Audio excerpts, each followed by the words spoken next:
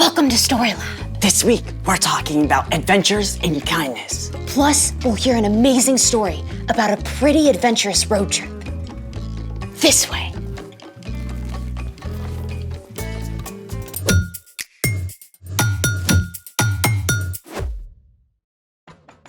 Hey, I'm Skylar. And I'm Sebastian. And today, we're talking about kindness. Kindness is showing others that they are valuable by how you treat them. Hey, nice backpack. You getting ready for school early? Nope. I'm going camping at Lake Wanasmacaskita. I love camping.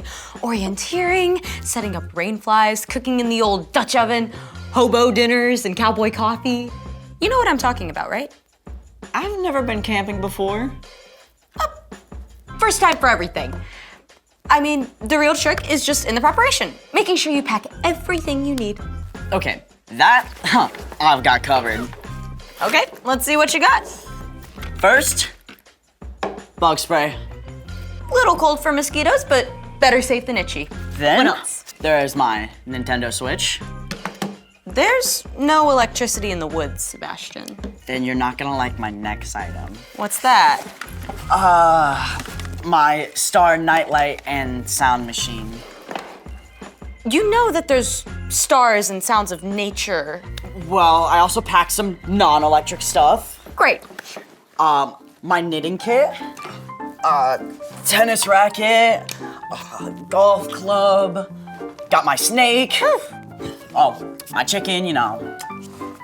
We got my chair, you know, kind of need that. My hockey stick, my lucky hat, my backup lucky hat, my pogo stick, you know that, yeah. Oh, and of course, can't forget Steve. Sebastian. What in the world? You know, in case I wanted to make a snack. A snack. Maybe something desserty? That is actually doable. Let's make it! So, what are we making? We're going to make a solar oven to bake s'mores in. Sweet. Literally. For this project, you'll need a cardboard box, aluminum foil, some plastic wrap, a glue stick, some tape, a ruler, something to cut with, a stick, and a marker. First, take your box and use a ruler to trace out a lid about an inch from the edge, like this. Then, cut it out. Remember to ask an adult to help. Be careful. I will. There!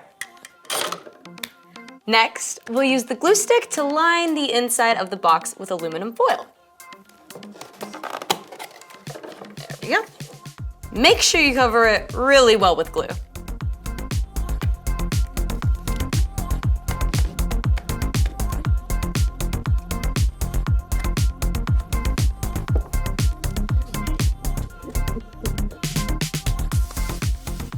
Okay, now we'll attach the aluminum foil to the inside of the box. Oh, like a real oven. The metal reflects the heat. You got it. Make sure the foil is as smooth as possible.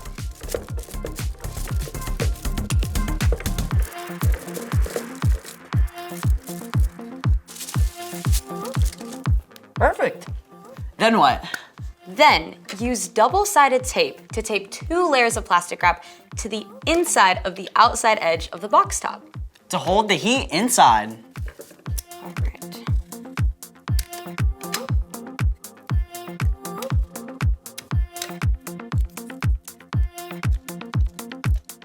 Just nice and soft.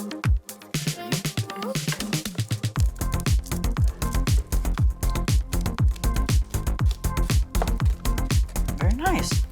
And now we have the second layer.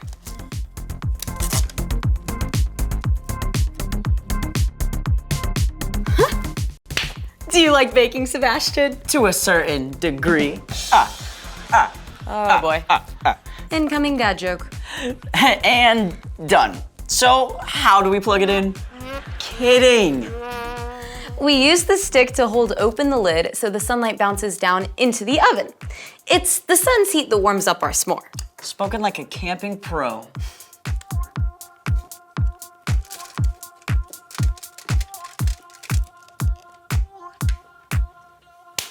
Now, all we have to do is head outside and set these babies up. I can see it already. Eating s'mores and telling stories around the campfire at Camp Wanna-Smack-A-Skeeta. Speaking of stories, it's time for... The story before the story. Today, we're in the Gospel of Luke, the third book of the New Testament.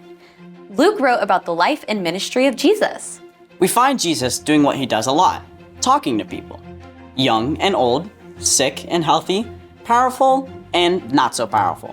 And when Jesus spoke to people, he often used parables. A parable is a fancy word for story.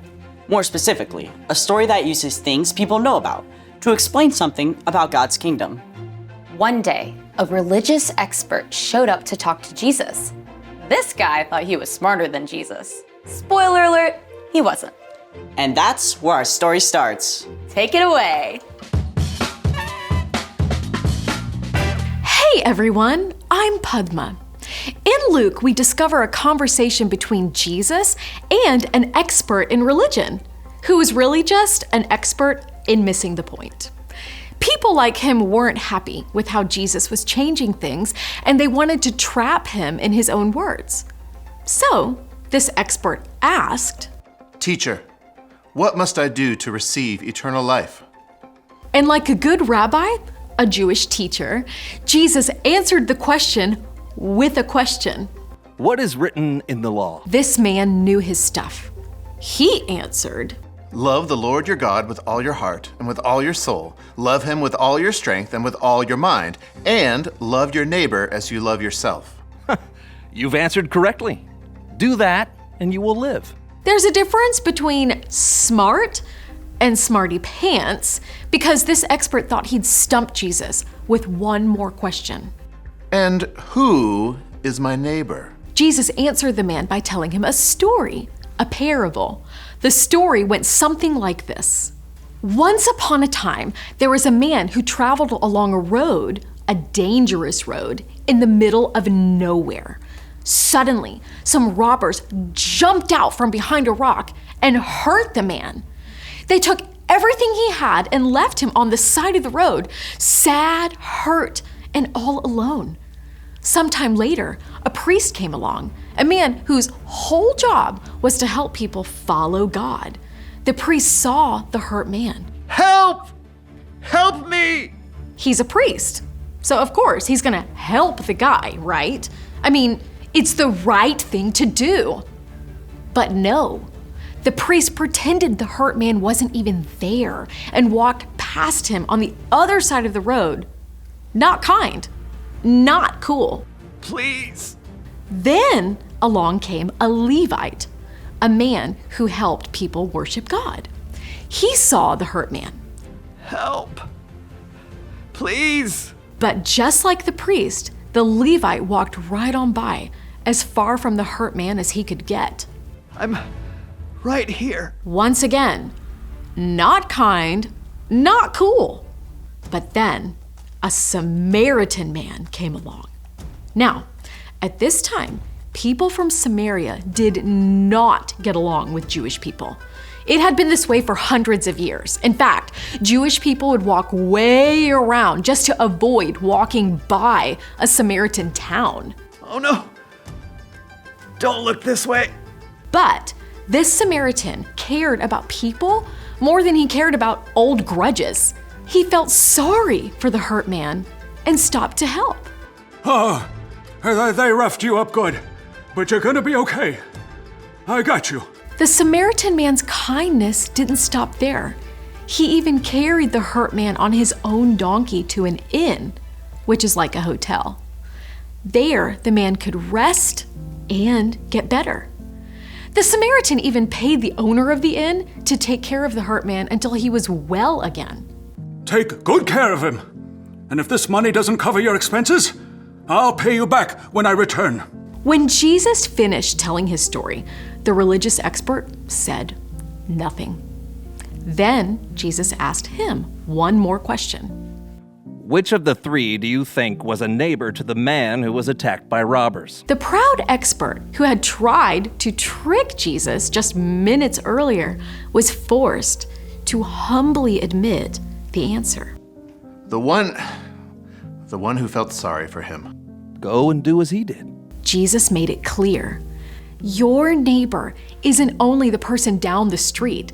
It's not just your friend. Your neighbor is anyone who needs your help and kindness. The end. Wow. The Samaritan helped the man even though there was nothing in it for him. Yeah, it even cost him time and money.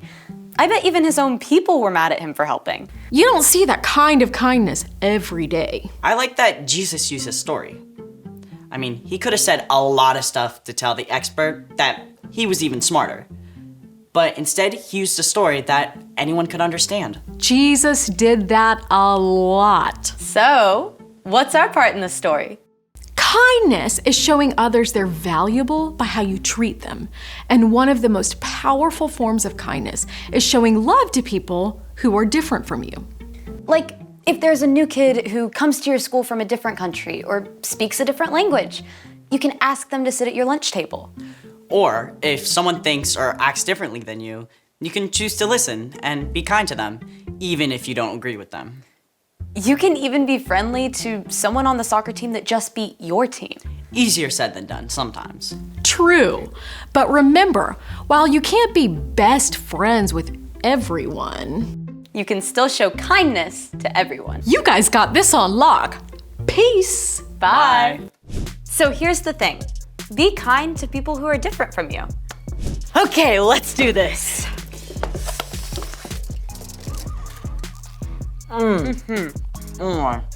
Well, the good news is that we have successfully baked s'mores in our new oven. So what's the bad news? We have also brought in ants. Wait! Are they on me? Are they on me? Thanks for joining us in the Story Lab. Seriously, do you see any ants? See you next time. Sebastian! Oh my. So good.